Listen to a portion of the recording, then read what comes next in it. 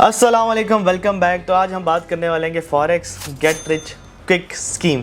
मुझे आपने बात करते हुए बहुत दफ़ा सुना होगा, डिफरेंट प्लेटफॉर्म्स में, डिफरेंट जगहों पे, रील्स में आपने देखा होगा कि मैं बहुत सारी इस तरह की बातें करता हूँ कि यार फॉरेक्स एक ऐसी स्कीम नहीं है जिससे आप पैसे डबल कर सकते हैं। आपने बहुत सारे लोगों को देखा होगा कि $100 को उसने $1000 में कन्वर्ट कर दिया, $500 को $5000 में कन्वर्ट कर दिया और $300 को $600 में, $800-900 में कन्वर्ट कर दिया। देखिए, इसके सबसे बड़ा जो मसला है ना, वो ये है कि आपकी रिस्क मैनेजमेंट इसमें डिस्टर्ब हो जाती है। अब आप एक न्यूबी हैं, लेट्स सपोज, या आपके पास 6 महीने साल का एक्सपीरियंस है। अब आपको प्रोफेशनलिज्म नहीं आती या आपकी हैबिट उस तरह से बिल्ड नहीं हुई हुई। कैसे? जैसे कि एग्जांपल के तौर पे प्रोफेशनल ट्रेडर्स की क्या एथिक्स होती हैं कि उसके पास अपने सेट ऑफ रूल्स होते हैं। सेट ऑफ रूल्स के साथ वो प्रॉपर मैनेजमेंट के साथ ट्रेडिंग करता है।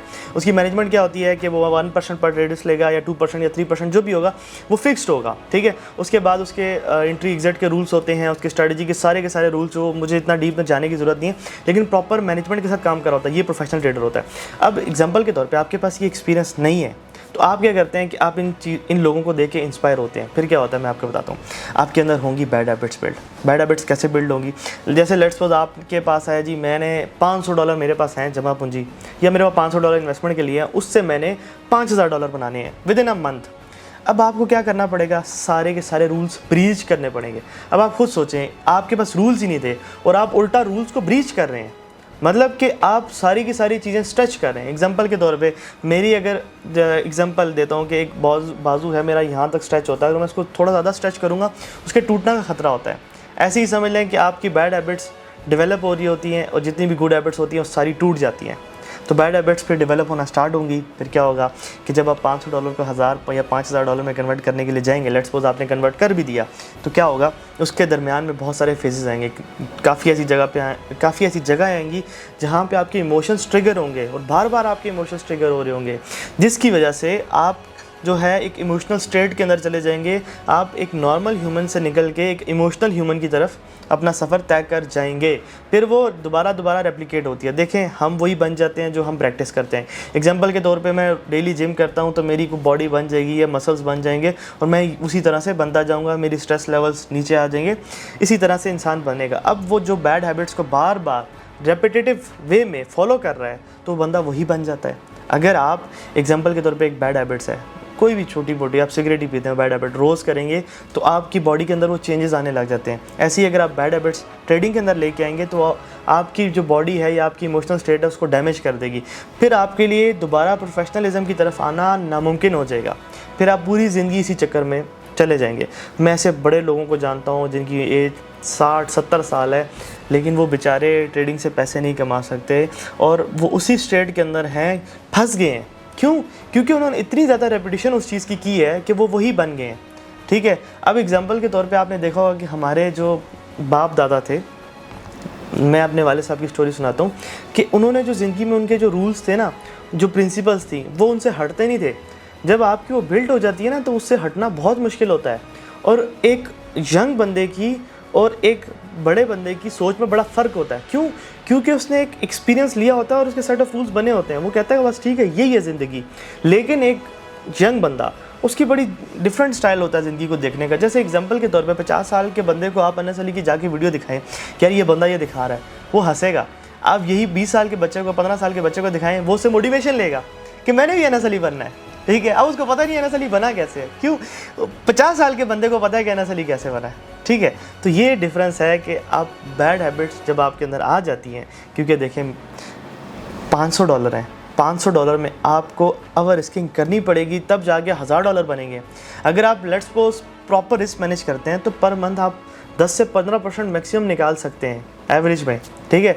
तो 10% अगर प्रॉफिट हो जाता है $500 का, $50 बनते हैं। अब मुझे बताएं, एक महीने में जो अप्रोच थी $5000 बनाने की और दूसरी एक प्रोफेशनल अप्रोच है $50 बनाने की, दोनों में ज़मीन आसमान का फ़र्क है। फिर एक दफ़ा अगर आपने बना लिए, ये तो बहुत डेंजरस हो जाता है। फिर आप पूरी ज़िंदगी के लिए कहते रहते हैं कि भाई मैंने तो बनाए थे, अब मैं दोबारा बना लूँगा।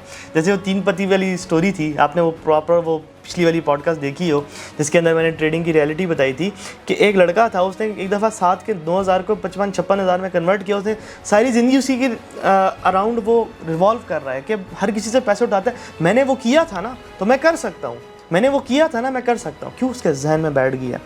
आप उसके जहन से वो चीज़ नहीं निकाल सकते, बहुत मुश्किल है, ठीक है। तो इन चीज़ों को थोड़ा सा समझें। ये जो टर्निंग वाली होती है ना अकाउंट्स, प्रोफेशनलिज्म नहीं है। हाँ, अगर आप एग्जांपल के तौर पे बड़े अच्छे प्रोफेशनल ट्रेडर बन जाते हैं, अगर 3-4 साल का एक्सपीरियंस आ गया जिसमें आप प्रोफेशनल ट्रेडिंग करते हुए जा रहे हैं, फिर उसके बाद आप क्या करते हैं, इमोशनल लेस ट्रेड में एक रखते हैं जी $10,000 जी, ये मैं ना रिस्क लूँगा इस पर, ठीक है, देखते हैं कि $1,00,000 में कन्वर्ट होता है कि नहीं होता। उसके भी प्रॉपर आपके पास प्लानिंग होनी चाहिए कि एक ट्रेड है $10,000 की, रैंडमली 3 ट्रेड में उसको मैं उड़ाऊँगा। तो मैं कोशिश करता हूँ कि $3,300 की एक ट्रेड लेता हूँ। 3 ट्रेड अगर ऐसे लेट की तो बस ठीक है, उड़ गया। फिर आगे देखेंगे कि उसके बाद हम $10,000 और डाल देंगे, उससे $1,00,000 कन्वर्ट करने की कोशिश करेंगे। लेकिन जो मेरी सेपरेट प्रोफेशनल ट्रेडिंग चल रही है वो मेरी चलती रहेगी। तो ये अप्रोच होनी चाहिए। अब मसला ये है कि इस अप्रोच को फॉलो करने में हमारे रास्ते में आ जाता है, ये आड़े आ जाता है social media. Social media glorify करता है हर चीज़ को कि हर चीज़ बड़ी अच्छी है, फलां चीज़ है, ये है, वो है।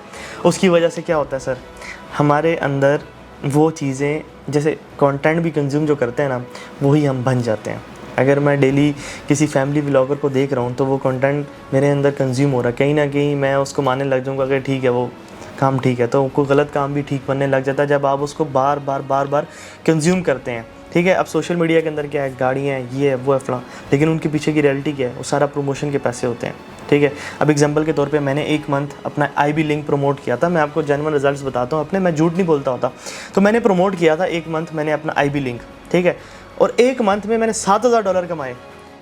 कोई इतनी मार्केटिंग नहीं थी और कोई इतने खास लोग भी नहीं थे उसमें, वो 300-400 बंदा था, को हार्डली कोई $2 लाख डिपॉजिट था, ठीक है। अगर मैं अच्छी सी मार्केटिंग करता तो वो डिपॉजिट 2 मिलियन के 10 मिलियन पे भी चला जाता। तो सोचें तब मेरा कमीशन कितना बनता, कितना होता, $1,00,000 इतना मेरा पर मंथ का बन रहा होता। तो $1,00,000 अगर लेट्स सपोज, चलो मैं 4 महीने में $1,00,000 कमीशन जनरेट कर लेता हूँ, तो मैं अगर पहले 6 महीने उसको चला लेता तो मेरी एस्टिमेशन ये थी कि मेरी तकरीबन कोई मैंने $2-3 लाख कमा लेने हैं। $3 लाख में मुझे बताएं लैम्बो आती है कि नहीं आती?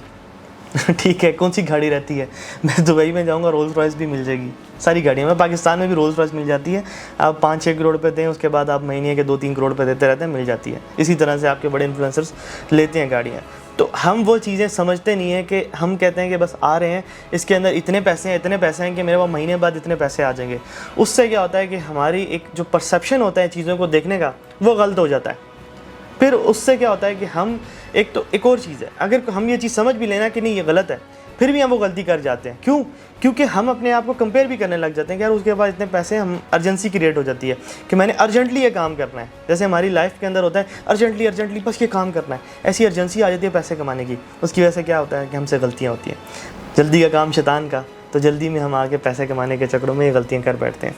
तो ये सिंपल सी चीज़ें हैं। जैसे एक और जो मैंने एक कैंपेन भी चलाई थी अबाउट न्यूज़ ट्रेडिंग के, वो कॉन्सेप्ट था, आप मार्केट को आप कहते हैं मार्केट आप चली जाती है, तो वो भी एक किस्म की सरासर गैम्बलिंग है, ठीक है। और ये परसेप्शन आपको दिया जाता है कि आप मार्केट को कंट्रोल कर सकते हैं। एक नया बंदा वो जो चीज़ देख रहा है कि यार अच्छा इसने 1 साल दिया तो ये मार्केट को ऐसे कंट्रोल कर सकता है, अगर मैं भी 1 साल दूँ तो ऐसे कंट्रोल करने लग गया, और फिर मैं क्या होगा कि मेरे पास $1,00,000 का फंड होगा, उसके अंदर जो है मैं 100 लॉट लगाऊंगा और इतने पैसे कमा लूँगा। ये थिंकिंग आती है आम बंदे को, क्योंकि मैंने थिंकिंग अपने कानों से सुनी हुई है लोगों की, ठीक है, इसलिए मुझे पता है, क्योंकि हर किस्म के बंदों से मैं मिलता रहता हूँ। तो काफ़ी वास्ट जो है एंगल है मेरा इन सारी चीज़ों को देखने का, ठीक है। तो वो जो कैलकुलेशंस होती है ना, वो अंदर से बंदे को एक अर्जेंसी क्रिएट कर लेती है कि यार क्यों साल में, क्यों, चलो 6 महीने में बनते हैं ना, 6 महीने को छोड़ो, महीने में बनते हैं, बल्कि अगले हफ्ते ही बनते हैं। फिर हम लोगों के आगे भी वो स्कीम्स लेके जाते हैं, मेरे पैसे नहीं है यार, आप पैसे दे दो, मैं इतने पैसे आपको कमा के दे दूँगा। वो बेचारे को भी अगर नहीं पता होगा, उसको पता होगा नहीं ट्रेडिंग आई है, इसमें बड़ा पैसे हैं, वो भी दे देगा। आपको भी नहीं जानता होगा, वो कहेगा ठीक है यार बस ये कर लेगा, उसके भी पैसे डूबेंगे, आपके ऊपर भी कर्जा चढ़ेगा। तो ये बहुत सारे इस तरह के केसेस आते हैं। तो इन ज़रा चीज़ों से बचें कि फॉरेक्स एक गेट रिच क्विक स्कीम नहीं है कि जहाँ कुछ जल्दी से पैसे बन जाएंगे। बस आप आएंगे और बस 2-3 दिन काम करेंगे, 10 दिन काम करेंगे, 2 महीने काम करेंगे, 6 महीने काम करेंगे, तो उसके बाद आपके पास पैसे ही पैसे होंगे। नहीं, ये चीज़ या ये सोच गलत है। अब जो सही अप्रोच है वो क्या है? सही अप्रोच है कि आप फॉरेक्स ट्रेडिंग के अंदर आएँ, प्रॉपर स्ट्रैटेजी सीखें और उस स्ट्रैटेजी को रेपिटेशन में अप्लाई करें। ये नहीं कि आपने एक स्ट्रैटेजी सीखी, उसके बाद दूसरी पे चले गए, दूसरी के बाद तीसरी पे चले गए, चौथी पे चले गए। ऐसा नहीं होना चाहिए। आप खुद सोचें, एक बंदा है, उसने एक स्ट्रैटेजी सीखी, दूसरी पे गया, क्यों गया? पूछे उससे, वो उसका बेनेट अच्छा नहीं, तीसरे पे गया, क्यों गया? बेनेट अच्छा नहीं था। और भाई पहले उन दोनों को देख ले, उसी में से कुछ निकल आएगा। तो क्यों सारी स्ट्रेटजीज़ की तरफ जा रहा है, कंफ्यूज क्यों हो रहा है, अपने आप को कंफ्यूज क्यों कर रहा है। अब मेरे पास भी कोई 7500 स्ट्रेटजीज़ हैं जो मैं सीख सकता हूँ, मैं नहीं सीखता, क्यों, ये मैं उनको अप्लाई नहीं करता। उनमें से तकरीबन मोस्टली मुझे आती भी है, नहीं अप्लाई करता, क्यों, मुझे पता है बंदा कंफ्यूज हो जाता है। कैसे कंफ्यूज होता है, एक स्ट्रेटजी बता रही होगी बाय, दूसरी बता रही होगी सेल, मैं ट्रेड लेने लगूँगा, यार शिट, ये तो वो स्ट्रेटजी के हिसाब से तो बाय बन रहा था, मैंने तो सेल किया हुआ है। पर इस तरह की थिंकिंग आने लग जाती है। तो एक स्ट्रेटजी प्रॉपर सीखें, उसके ऊपर अपने रूल्स बनाएं कि यार मैं इतना पर ट्रेड रिस्क लूँगा, मेरी ये जो है रिस्क कैपेबिलिटी है, इतना मैं उसके अंदर जो है मैक्सिमम रिस्क ले सकता हूँ, और इस तरह से मैं मैनेज करूँगा। और मेरी अप्रोच है कि 5 से 6% कमाने की, और मेरा अप्रोच होगी कि मैं बड़े फंड पे ट्रेड करूँ।